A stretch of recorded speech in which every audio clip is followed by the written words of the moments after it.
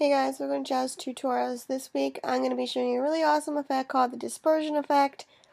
It's basically taking the filter liquify and using it with brushes to create a really cool shattery photo-like effect. Sort of, yeah, that's how I can kind of describe it for you.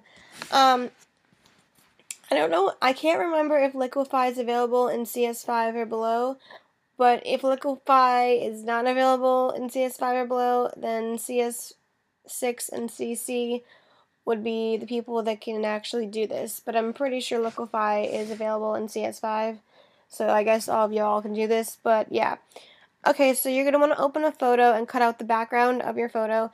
You can use the background of your photo if you like, if it's a colored background, like if you have like a white background, you can use it. But if it's like a background that has like trees and things, then I probably wouldn't use it. It has to be like a really basic colored photo background that you can actually re-edit and use later on in the tutorial, but I'll explain that later.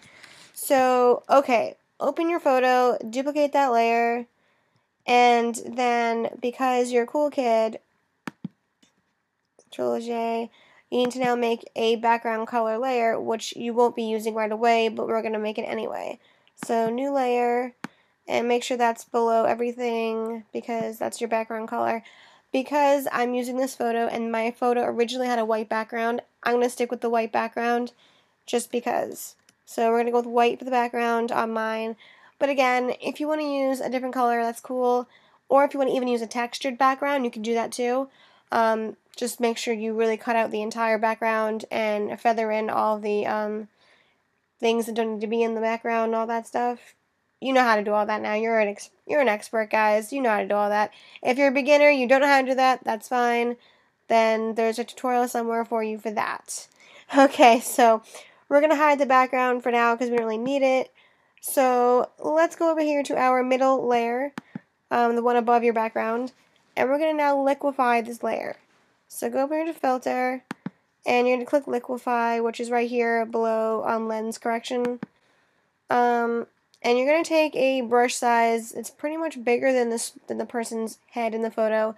Mine, for me, is 591 brush size, but yours could be different. So just suit the brush size to whatever you want.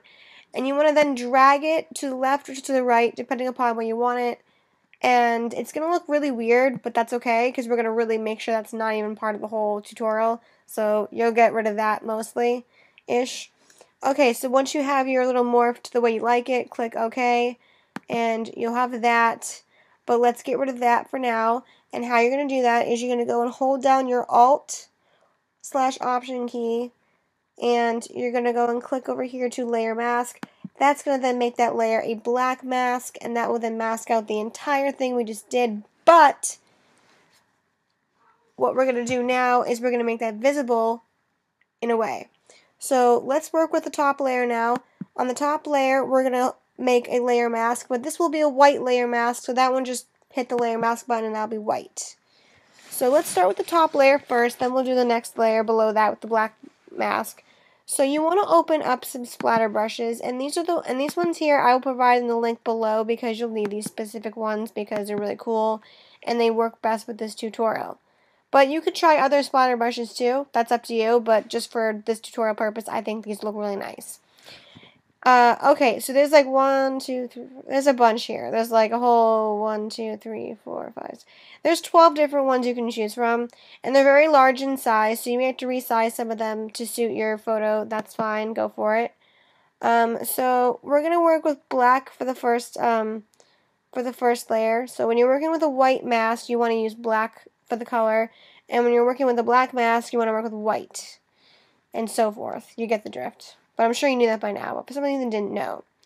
So you want to then now kind of mask out just a portion of the side of the face, so it kind of morphs into the bottom layer that we're going to be working with. So, whoa, what? No. Okay, now, if for whatever reason, as you can see, you make a huge mistake like that, don't worry guys, just resize your brush and you can easily fix that. Go over here and take that, and I'm going to use a big brush because that's really a lot. So switch your white over here, And on your white layer, you can easily morph that back into place, and that way it looks cool, and you haven't really screwed things up too much. Okay, and you still have that little portion over here that looks really cool. Alright, I like that. Switching it back to black now so we can continue. And you're going to add splatter brushes just around it wherever you feel necessary. You can add as much or as little as you like. It's up to you. This will take some time guys, letting you know, because you're going to have to keep using the white to black on this layer to make sure you don't screw up the original photo and so forth.